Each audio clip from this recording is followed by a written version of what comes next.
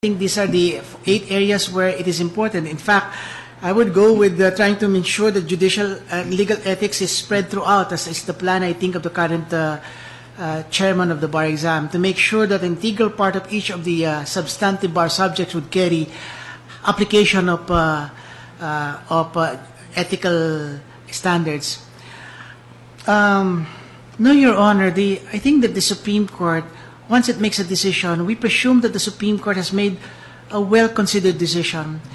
And when it issued the memorandum circular saying that from here on, it's 5 attempts, you're out, I think the Supreme Court should stick with that, Your Honor, because it doesn't do good to the integrity and the reputation that the Supreme Court changes its mind on that, Your Honor. I think that if you've had 5 bar attempts and you haven't quite passed it, you'd be doing yourself and society better if you go into other things where you will shine. I think that's the important career point there, Your Honor. Thank you, Dean. This is another question. Would you agree to my proposal that this is also from Tads Bentulan. Would you agree to my proposal that the justices of the Supreme Court should have the same allowances and salaries as that of the central bank governor, who has high salary and allowances, to prevent corruption and to elevate the economic dignity of the judiciary? I'm not aware of the salary standard of the Bangko Central governor. It probably is very high. But I would say this, Your Honor, I think that judges and justices should be well paid. I think that if we want quality justice in this country, our republic should be willing to give them quality pay. I think that we should live by the words, you put your money where your mouth is. We want our judges and justices to dispense justice in the best way possible. Therefore, give them a compensation that will allow them to concentrate on doing just that, and at the same time be able to provide with dignity for their families, to be able to send their children to good school. I think that's important. I think it's a shame that when you look at our national budget, I think less than 1% of the national budget is given to the Supreme Court or to the judiciary.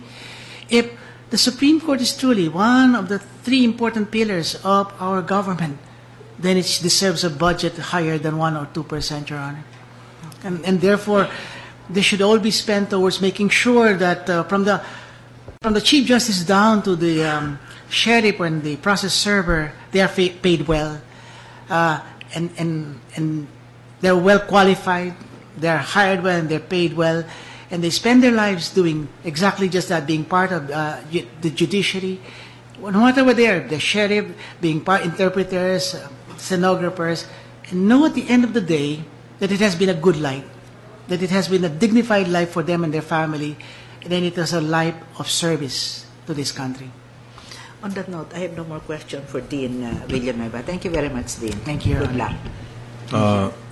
Justice Hermosissima, sir. Good afternoon, Dean. Good afternoon, Your Honor.